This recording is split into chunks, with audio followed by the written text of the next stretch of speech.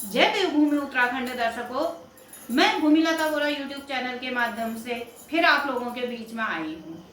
आज आप लोगों के बीच में आने का मुख्य उद्देश्य है कि मैं आपको एक मेरे जीवन की छोटी सी खुशखबरी देना चाहती हूँ, इसलिए मैं आप लोगों के बीच आई हूँ।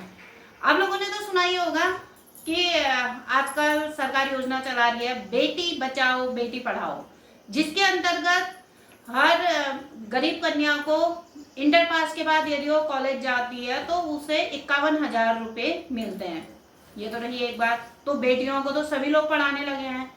पहले जमाने में क्या होता था ना, जब अगर लड़की हाई स्कूल पास कर लेगी या इंटर पास कर लेगी तो तुरंत उसकी शादी की चिंता हो जाने लग जाती थी। लोग उसकी शादी के लिए बातचीत करना शुरू कर देते थे और समय रहते शादी करके विदा कर देना चाहते थे। ले यहीं पर मैं खुद अपने गांव की बात कहूँ तो हमारे गांव की एक बच्ची है जिसकी मतलब हाई स्कूल में फर्स्ट डिवीजन आई थी और वो आगे पढ़ना भी चाहती थी। फिर इंटर बड़ी मुश्किल से उसने किया। फिर उसके बाद क्या हुआ, उसकी 18 साल की उम्र हो गई तो उसके बाद उसकी शादी कर दी गई, जबकि वो खूब पढ़ना चाहती थी। और उसी की छोटी बहन हमारे ही गांव की है। सबसे बड़ी बहन की बात मैंने अभी बताई, और उसी की सबसे जो छोटी बहन है उसने जो है यहाँ पूरी पढ़ाई की, कॉलेज गई वो। और हमारे गांव के बहुत सारी लड़कियां हैं जो हाई स्कूल करती हैं, फिर इंटर करती हैं, फिर उसके बाद कॉलेज करती हैं, आगे की पढ़ाई पूरी कर रहे हैं। भले आज के ज़माने में लड़के लोग हाई स्कूल इंटर करके वो बाहर नौकरी के लिए चले जाते हैं, अपने घर की या समस्या को देखते हुए या आगे अपना भविष्य देखते हुए कि भविष्य में पढ़ाई के साथ साथ दो पैसे कमाने में भी जरूरी है करके वे लोग परदेश जाके नौकरी करते रहते हैं और प्राइवेट फॉर्म भर देते हैं आगे की पढ़ाई वो इस तरीके से, यानी कि अपने ही पैसे से पढ़ाई करते हैं। तो ये तो रही बेटियों और बेटों की बात। बेटी को हर कोई पढ़ाता है, सपोर्ट करता है। बेटों को भी लोग पढ़ाते भी हैं, जो अगर आगे नौकरी करना चाहे तो आगे भी भेज देते हैं, घर में भी पढ़ाते हैं। लेकिन बहुत कम लोग ऐसे होते हैं जो अपनी बीवियों को भी सपोर्ट करते हैं। तो बहुत खुशी और हर्ष के साथ मैं आपको ये जानकारी देती हूँ। मेरे हस्बैंड बहुत सपोर्टिंग हैं। और जब मेरी शादी हुई थी, शादी से पहले मैंने बीए किया हुआ था, बीए पास थी, स्नातक थी। उसके बाद मेरे हस्बैंड ने पहले ही बोला था कि अगर एमए करना चाहती है कर ले, पढ़ ले। लेकिन उस समय मेरा बिल्कुल मैंने कहा कौन पढ़ाई में लगे रहेगा, अब तो शादी हो गई। पहले तक तो ये था कि जब तक स्कूल जाते रह रहे हो स्कूल जाओ, फिर उसके बाद सीधे शादी हो जाती थी। तो मैंने कहा अब तो शादी हो गई, अब पढ़ाई करके करना क्या है। तो उस समय नहीं पढ़ा।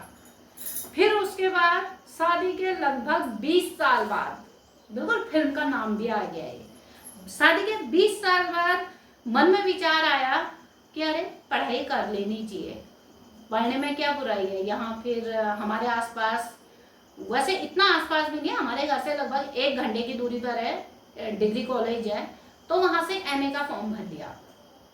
तो उसमें मतलब भरा गया। मैंने भरने से पहले अपने हस्बैंड को बोला तो उन्होंने बोला कि हाँ तेरी इच्छा है तो भर ले। मैं तो पहले भी बोलता था, अब उन्होंने तो शुरू में बोला था ना, फिर उसके बाद तो बात आई गई हो गई, फिर उस बारे में कोई चर्चा ही नहीं हुई। तो उसके बाद फिर भर ले कहा। तो ये बताओ कितनी अच्छी बात है। नहीं तो वो मना भी कर सकते थे। कई हस्बैंड लोग होते हैं यार अब तो तेरी शादी हो गई, अब करना क्या है तूने, बुढ़ापे में पढ़ के करेगी क्या, ऐसे भी लोग होते हैं। लेकिन मेरे हस्बैंड ने ये बोला कि हाँ पढ़ाई कर रही है तो बहुत अच्छी बात है, टोटल और जितना खर्चा आएगा मैं करूँगा। अब सोचोगी कि खर्चे वाली बात कहाँ आ गई। क्यों, अगर हम यहाँ से 1 घंटा जा रहे हैं सफ़र करके, भले ही हम यूओयू के माध्यम से मैंने फॉर्म भरा, तो उसमें भी प्राइवेट फॉर्म भरने के पहले पैसे लगते हैं।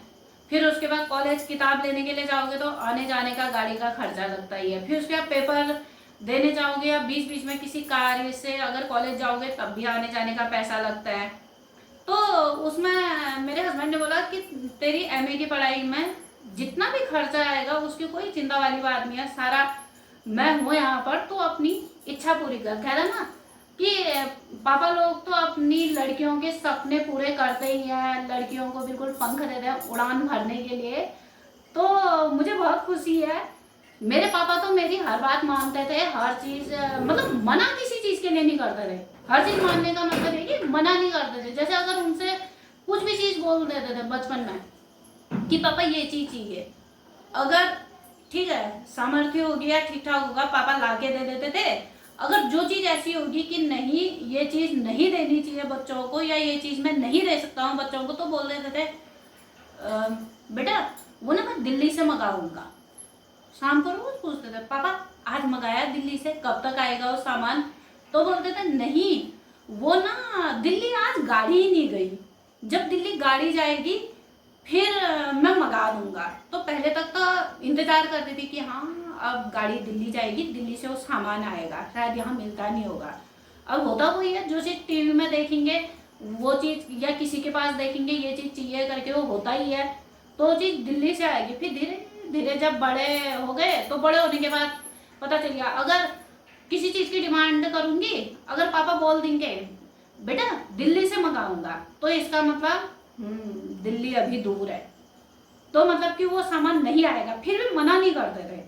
लेकिन मुझे हस्बैंड भी इतने अच्छे मिले कि अगर इनसे कोई चीज़ कह दूँ तो इनका क्या होता है ना हिसाब कहीं भी। तो मेरे हस्बैंड में बता दूँ दिल्ली में रहते हैं, मैं दिल्ली गई थी तब जाके मुझे ये पता चला कि हाँ बस जो है, क्योंकि ये स्टोरी मैंने बताई थी ना उन्हें, तो बस जो है प्रतिदिन दिल्ली से पहाड़ और पहाड़ से दिल्ली आना जाना डेली का रहता है। तो वो एक दिन का नहीं होता कि कब जाएगी दिल्ली और कब जाके सामान आएगा। लेकिन इनका ये रहता है कि कोई भी चीज़ अगर मैं पसंद करूंगी वो मतलब मेरे बोलने तक की देर होती है। अगर मैं उनसे बोल दूं कि मुझे ये चीज़ पसंद है फट लेके दे देते थे। और जब इनका मतलब किसी भी चीज़ में इनकी ये रहती है कि मेरी ख्वाहिश पूरी करें। अपने लिए मैंने इन्हें कभी उतने कपड़े खरीदते हुए या अपने लिए सामान खरीदते हुए अपना शौक पूरा करते हुए नहीं देखा, लेकिन मेरी हर शौक पूरी करते हैं। तो बात रही है पढ़ाई की, तो जैसे मैंने उनसे बोला कि मैं पढ़ना चाहती हूँ आगे, तो उन्होंने फट बोला कि हाँ तू पढ़ मैं यहाँ पर हूँ। तो इन्होंने आने जाने का फॉर्म भरने का सारा मतलब A to Z खर्चा इन्होंने किया। और अपने हस्बैंड की बदौलत आज मैं हूँ MA पास। तो मेरे प्यारे हस्बैंड जी को बहुत बहुत धन्यवाद। और सभी लोगों से कहना चाहूँगी कि अपनी पत्नी को हमेशा सपोर्ट करें जैसे मेरे हस्बैंड करते हैं। और दूसरी बात, कुछ पत्नियां होती हैं जो कि अगर जहाँ पर जरा सी पढ़ लिख जाती हैं, जरा सी मतलब आगे बढ़ जाती है, तो उसके बाद उनका होता है नहीं जी जो हूँ मैं ही हूँ, इस टाइप का। कम से कम मैं अपनी ओर से कहती हूँ कि मेरी ओर से ऐसा कभी कुछ नहीं होगा। और माँ की ये जरूरी नहीं है कि इंसान अगर पढ़ाई करता है तो सिर्फ सरकारी नौकरी के लिए ही करता है, नौकरी के लिए ही पढ़ाई करनी जरूरी नहीं है। क्योंकि पढ़ाई का उद्देश्य केवल सरकारी नौकरी ही नहीं है। जैसे कि आजकल कहते भी है कि सरकारी नौकरी है कहाँ, बहुत कम लोगों के पास सरकारी नौकरी है बस। लेकिन यह है कि पढ़ने लिखने के बाद इंसान में एक समझ, एक सूझबूझ, एक आगे बढ़ने का तरीका जैसा मिल जाता है। और इसके लिए मैं आभारी हूँ अपने हस्बैंड की कि उन्होंने कभी मुझसे कभी भी किसी भी चीज़ में कोई रोक टोक नहीं की। अगर मुझे रोक टोक वाले बंदे मिलते ना, अगर मुझे ऐसे जैसे कि मतलब ऊट पटांग कितने टाइप के हस्बैंड होते हैं आप लोगों को पता ही है, किसी के अच्छे होंगे किसी के बुरे होंगे। पर ईश्वर करे जिन भी बच्चों को अपने जीवन साथी मिले सबको अच्छे अच्छे ही मिले। और वर्तमान समय में तो वैसे देखा जाए तो लोग बात शादी ब्याह से बहुत डरने भी लग गए हैं।